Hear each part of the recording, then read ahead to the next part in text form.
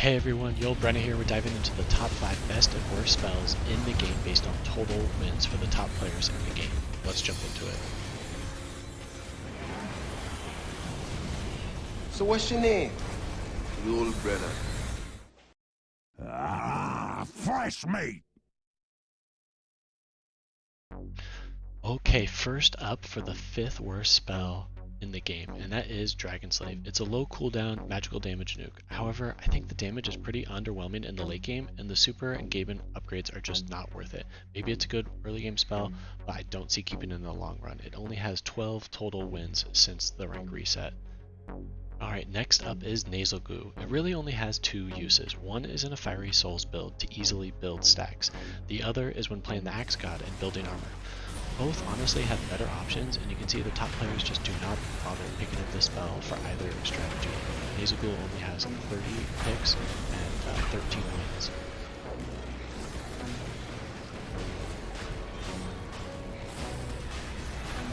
Alright, number 3 for worst spells, and this one may be a little controversial, but it's Plague Wards. It looks fine on paper, but in practice it just does not work out.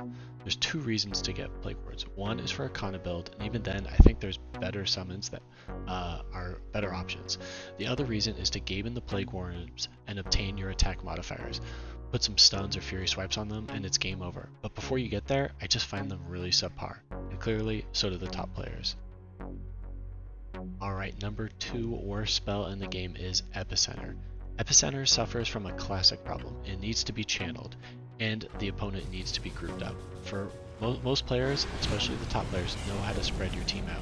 It can work in a wombo combo. If you can't use vacuum to group up your opponent, I would just pass on the spell.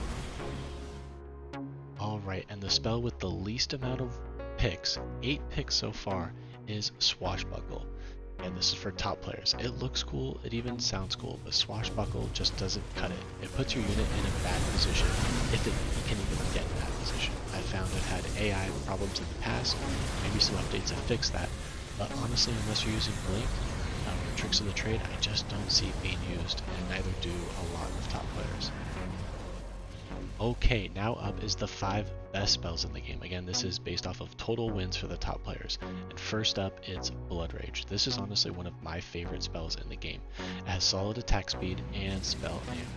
The spell can be left at level 3, but also has great value on super and Gaben. You can use it for right-click physical builds, and then put it next to a spellcaster at super for a nice spell aim buff.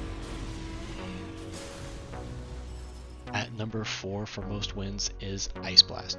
The wins don't lie. It ruins healing comps and units that rely on lifesteal. This is a great counter to a lot of builds, and you'll see a lot of other spells on this list. Alright, and one of those spells coming in number 3 is Borrowed Time.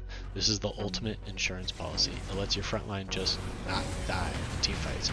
It wastes enemy cooldowns and spells and buys time for your backline to clean up.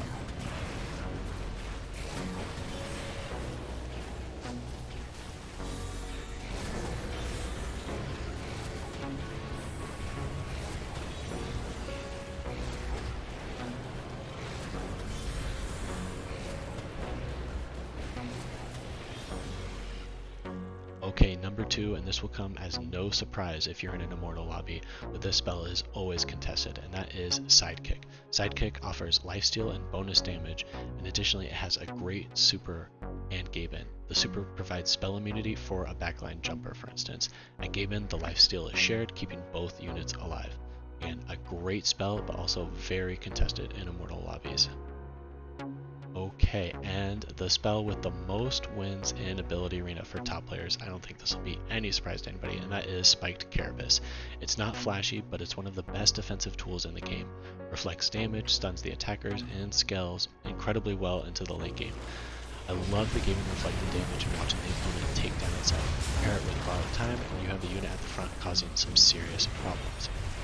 And there you have it, 5 spells that will carry your games and 5 spells that will send you straight to the bottom. Let me know in the comments which spells you think is secretly broken. I'll also put my honorable mentions in the comments for spells on both sides. If you found this video helpful, hit the like button and subscribe. It really helps my channel grow so I can continue to make more Ability Arena content. Thanks for watching, everyone. Bye.